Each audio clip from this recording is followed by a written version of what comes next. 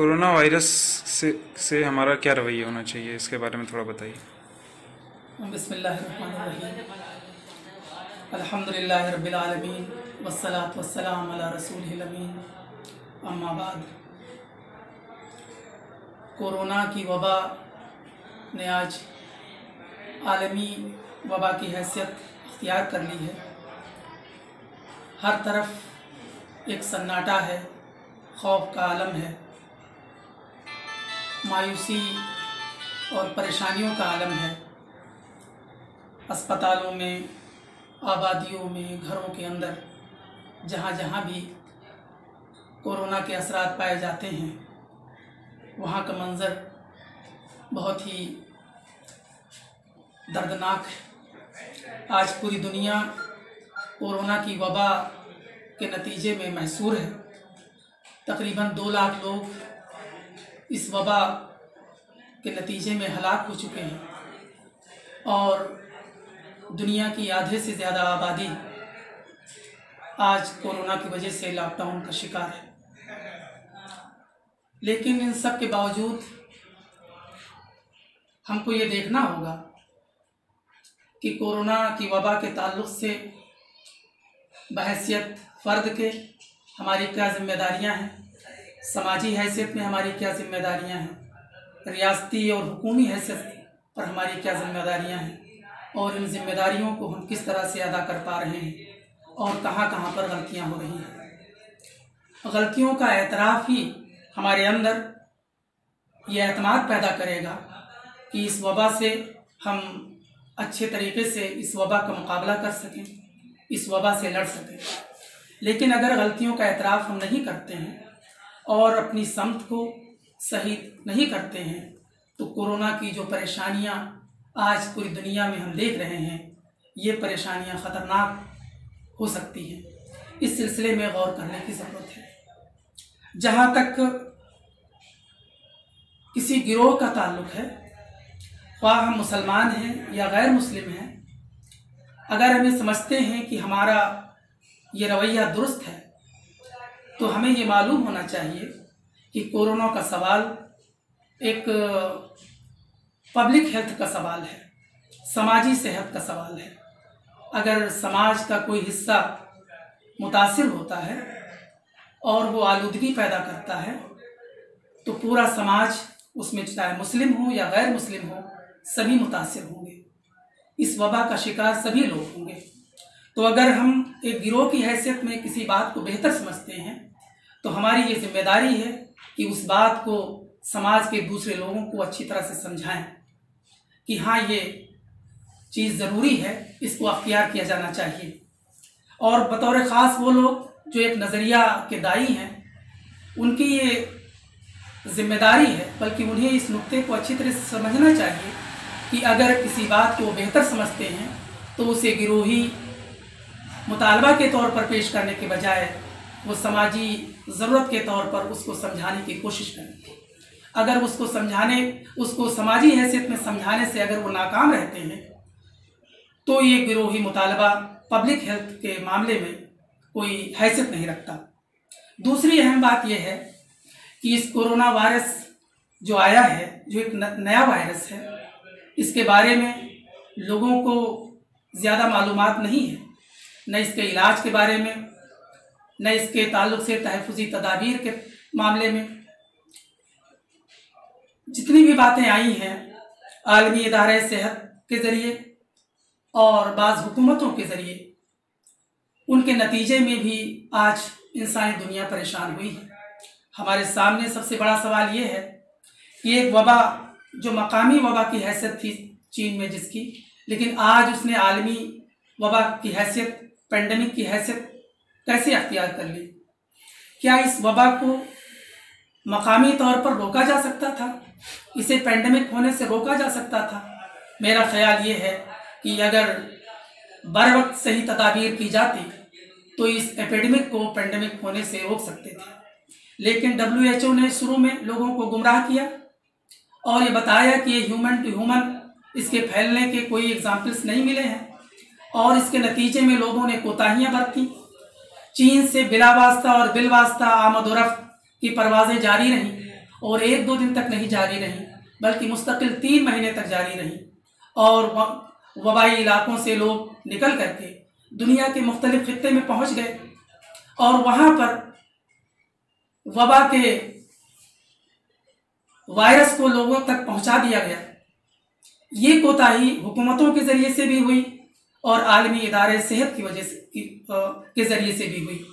अगर शुरू में ही, आगाज़ में ही जब चीन में ये वबा फैली थी, इसको रोकने के लिए ये तदबीर अख्तियार की गई होती कि चीन से बिलवास्ता और बिला वास्ता तमाम तरह की परवाज़ों को रोक दिया जाता, वहाँ से आमद व रफ्त को रोक दिया जाता, तो इस वबा को पेंडेमिक होने से रोका जा सकता था।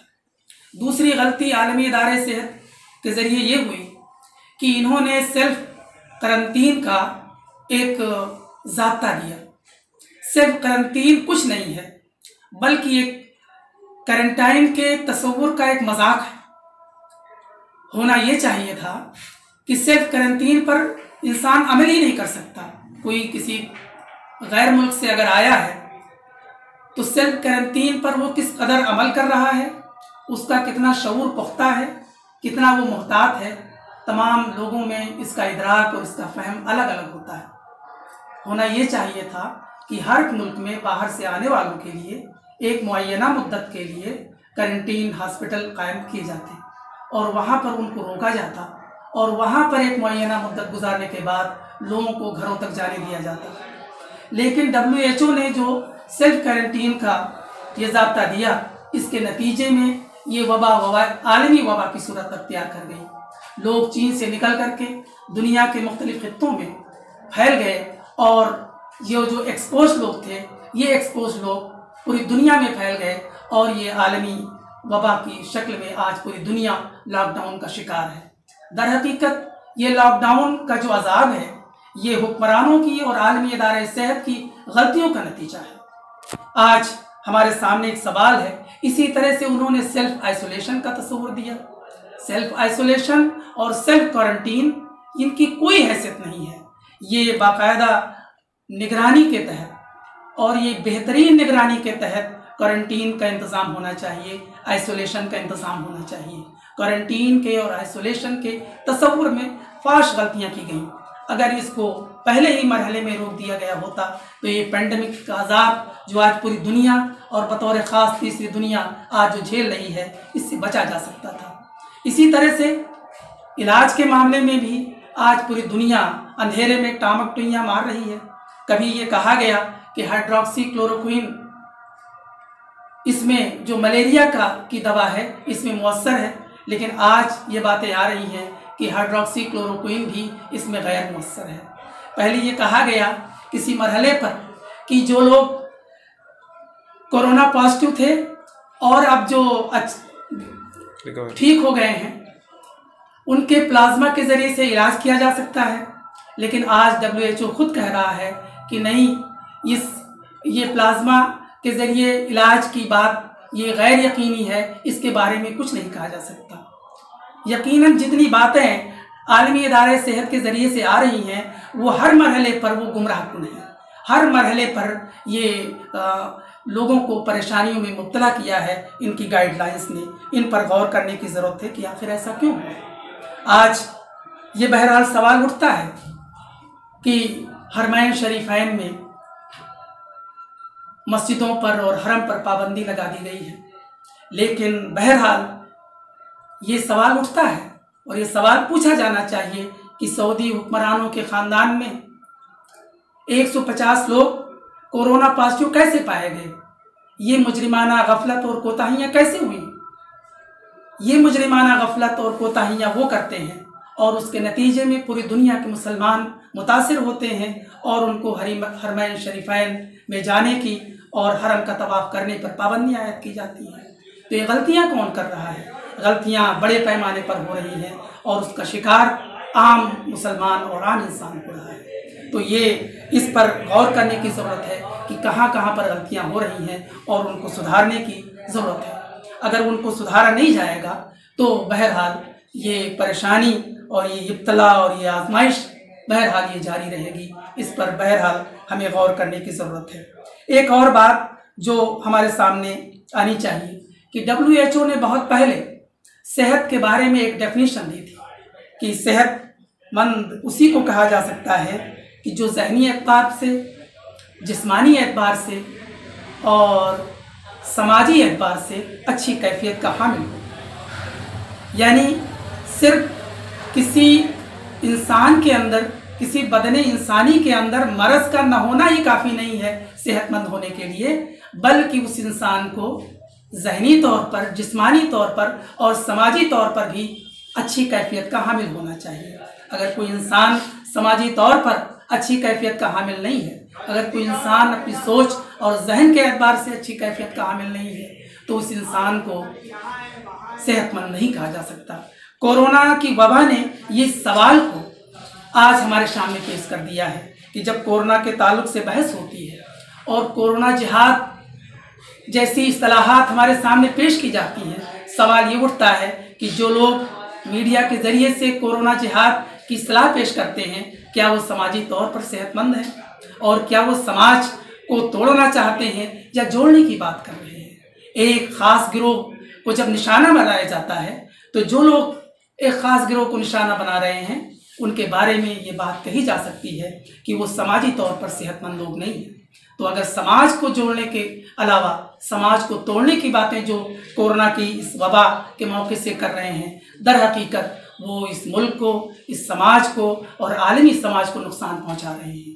तबलीगी जमात के हवाले से बहुत सी बातें इस मौके से हुई, लेकिन बहरहाल ये सवाल ये है कि क्या सिर्फ तबलीगी जमात के मरकज़ में ही लोग रह गए थे या दूसरी जगहों पर भी हज़ारों की तादाद में, सैकड़ों की तादाद में नहीं, हज़ारों की तादाद में फंस करके रह गए, जबकि हमारे वज़ीर आज़म के ज़रिए अचानक ये लॉकडाउन का ऐलान किया गया। मुख्तलिफ जगहों पर, पूरे मुल्क में मुख्तलिफ जगहों पर सैकड़ों और हज़ारों की तादाद में मज़दूर फंसे हुए हैं, अब भी फंसे हुए हैं, और मुख्तलिफ इबादत गाहों में और मुख्तलिफ मकामात पर मुल्की और गैर मुल्की लोग अभी तक फंसे हुए हैं और बहुत से लोगों को निकाला गया। लेकिन सवाल ये उठता है कि जो लोग सिर्फ तबलीगी जमात के मरकज़ को निशाना बना रहे हैं, तो क्या वो लोग समाजी तौर पर सेहतमंद हैं और क्या वो लोग समाज को सेहतमंद बनाने की बात कर रहे हैं या समाज को तोड़ने की बात कर रहे हैं। तो इस मौके से, इस वबा के मौके से समाज को तोड़ने की बातें नहीं होनी चाहिए, समाज को जोड़ने की बातें होनी चाहिए। ये समाज की सेहत के लिए और इंसान की सेहत के लिए भी ज़रूरी है। दूसरी बात जो मैं इस मौके से आपके सामने रखना चाहता हूँ ये है कि इस कोरोना वायरस को समझने की ज़रूरत है कि कोरोना वायरस क्या है। इसको नोवेल कोरोना वायरस कहा जा रहा है, एक नया कोरोना वायरस। वायरस की दो हैसियतें हैं। एक हैसियत ये है कि एक पुराना वायरस है जिसके बारे में लोगों को पता है कि वो किस तरह के अमराज पैदा करता है और कितनी उसमें शिद्दत है, उसका इलाज लोगों को मालूम है, उसका वैक्सीन लोगों को मालूम है। लेकिन वायरस के बारे में लोगों को मालूम है कि उसमें म्यूटेशन की ज़बरदस्त सलाहियत होती है।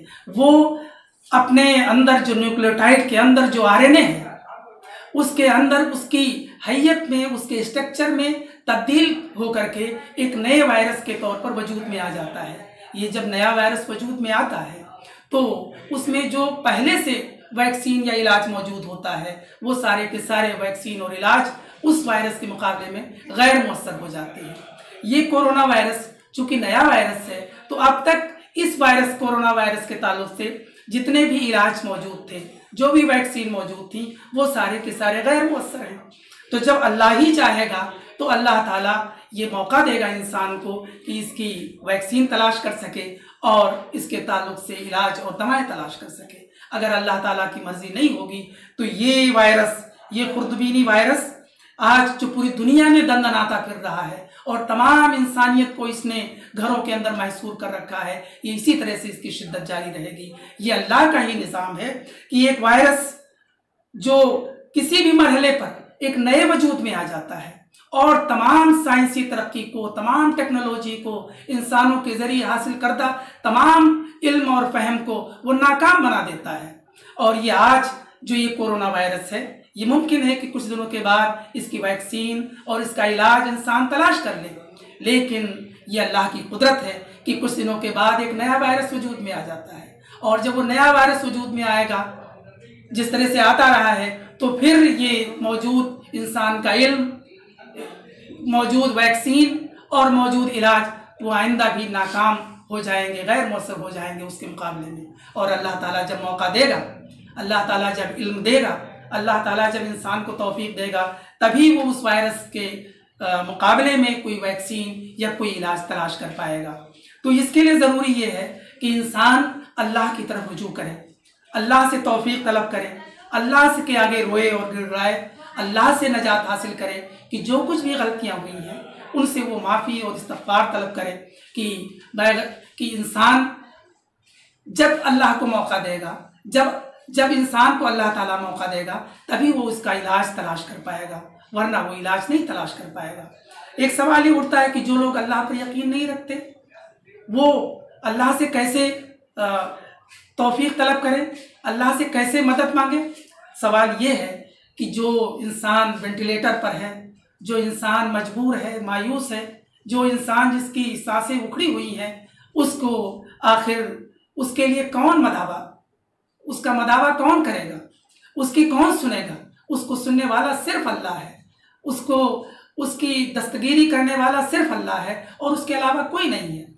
वो कोई भी ये वायरस के ज़रिए से जो भी परेशानी है, जो लोग अल्लाह पर यकीन नहीं रखते, तो बहरहाल उनके सामने तो ये सवाल है कि साइंस भी नाकाम है, टेक्नोलॉजी भी नाकाम है, वैक्सीन भी नाकाम है, इलाज भी नाकाम है, लेकिन जिसकी सांस उखड़ी हुई है और जो अल्लाह पर यकीन रखता है, वो बहरहाल उसके लिए अल्लाह ही सहारा है और अल्लाह ही उसकी मदद करने वाला है और अल्लाह ही उसको इलाज किसी भी तरह का सुझाने वाला है। यहाँ पर ज़रूरत इस बात की है कि जो इस कोरोना वायरस और वबा के ताल्लुक से जो भी तहफ़्फ़ुज़ी तदाबीर हैं उनको हम लोग पूरी तरह से अख्तियार करें और अब तक जो गलतियाँ होती रही हैं उनको हम न दोहराएं और उन तहफ़्फ़ुज़ी तदाबीर पर पूरी तरह से अमल करें, लोगों को समझाएं और लोगों को बताएं कि ये तहफ़्फ़ुज़ी तदाबीर और अल्लाह से ताल्लुक़ ही इस वबा से हमको निजात दिला सकते हैं। वाखिर दावाना अनिल हम्दुलिल्लाहि रब्बिल आलमीन।